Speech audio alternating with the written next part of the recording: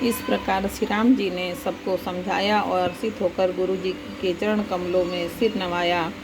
फिर गणेश जी, पार्वती जी और कैलाशपति महादेव जी को मनाकर तथा आशीर्वाद पाकर श्री रघुनाथ जी चले। श्री रामचंद्र जी के चलते ही बड़ा भारी विषाद हो गया।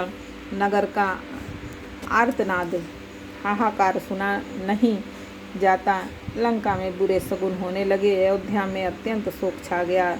देवलोक में सब हर्ष और विषाद दोनों के वश में हो गए। हर्ष इस बात का कि अब राक्षसों का नाश होगा और विषाद अयोध्या वासियों के शोक के कारण था। मूर्छा दूर हुई तब राजा जागे और सुमंत्र को बुलाकर ऐसा कहने लगे कि श्री राम वन को चले गए पर मेरे प्राण नहीं जा रहे हैं। न जाने ये किस सुख के लिए शरीर में टिक रहे हैं। इससे अधिक बलवती और कौन सी व्यथा होगी जिस दुख को पाकर प्राण शरीर को छोड़ेंगे।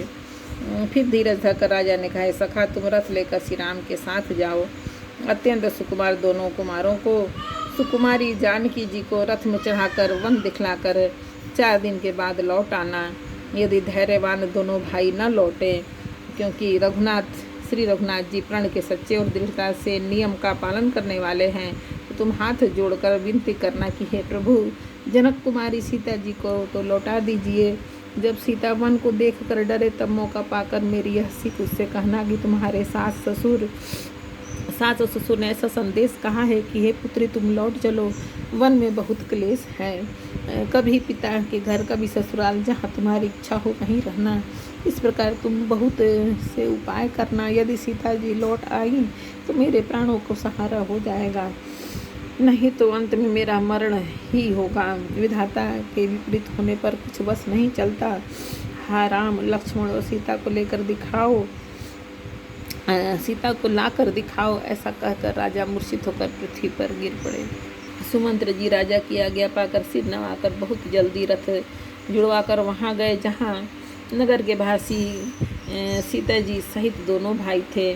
तब वहाँ पहुँचकर सुमंत्र ने राजा के वचन श्री रामचंद्र जी को सुनाए और विनती करके उनको रथ पर चढ़ाया। सीता जी सहित दोनों भाई रथ पर चढ़कर हृदय में अयोध्या को सिर नवा कर चले। श्री रामचंद्र जी को जाते हुए और अयोध्या को अनाथ होते हुए देखकर सब लोग व्याकुल होकर उनके साथ हो लिए। कृपा के समुद्र श्री रामचंद्र जी उन्हें बहुत तरह से समझाते हैं तो वे अयोध्या की ओर लौट जाते हैं, परंतु प्रेमवश फिर लौट आते हैं। अयोध्यापुरी बड़ी डरावनी लग रही हैं, मानो अंधकारमयी काल रात्रि ही हो। नगर के नर नारी भयानक जंतुओं के समान एक दूसरे को देखकर डर रहे हैं। घर शमशान, कुटुंबी, भूत प्रेत और पुत्र हितैषी और मित्र मानो यमराज के दूत हैं। बगीचों में वृक्ष और बेलें कुम्हला रही हैं। नदी और तालाब ऐसे भयानक लगते हैं कि उनकी ओर देखा भी नहीं जाता। करोड़ों घोड़े, हाथी, खेलने के लिए पाले हुए हिरण, नगर के गाय, बैल, बकरी आदि पशु, पपीहे, मोर, कोयल, चकवे, तोते, मैना, सारस, हंस और चकोर श्री राम जी के वियोग में सभी व्याकुल हुए।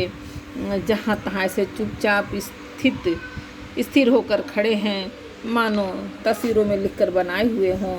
नगर में मानो फलों के परिपूर्ण बड़ा भारी सघन वन था। नगर निवासी सब स्त्री पुरुष, बहुत से पशु पक्षी थे। अर्थात अवधपुरी अर्थ, धर्म, काम, मोक्ष चारों फलों को देने वाली नगरी थी और सब स्त्री पुरुष सुख के उन फलों को प्राप्त करते थे।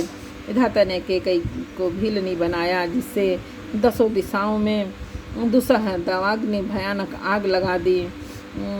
श्री रामचंद्र जी के विरह की इस अग्नि को लोग सह न सके।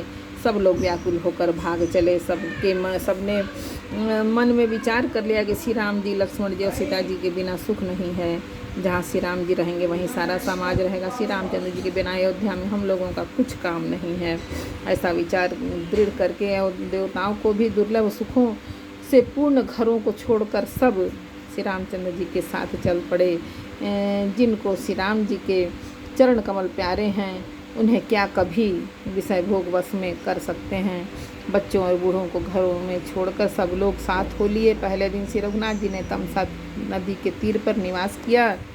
प्रेम युक्त कोमल और सुंदर वचन कहकर श्री रामचंद्र जी ने बहुत प्रकार से लोगों को समझाया और बहुत तेरे धर्म संबंधी उपदेश दिए, परंतु प्रेमवश लोग लौटते नहीं।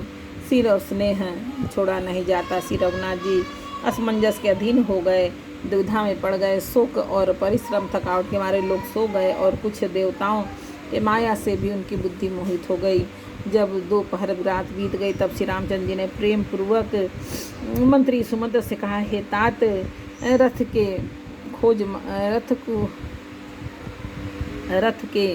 खोज मारकर अर्थात पहियों के चिन्हों की दिशा का पता न चले, इस प्रकार रथ को हाँकिए और किसी उपाय से बात नहीं बनेगी। शंकर जी के चरणों में सिर नवाकर श्री राम जी, लक्ष्मण जी, सीता जी रथ पर सवार हुए और मंत्री ने तुरंत ही रथ को इधर उधर खोज छिपा कर चला दिया। एक बार बोलो रामायण मैया की जय। अध्याकांड का 5वां समर्पण। जय श्री राम। जानकी जय हो। कौन पुत्र हनुमान, जय बजरंग बली, भोलेनाथ, माता आदि शक्ति, जय भगवान।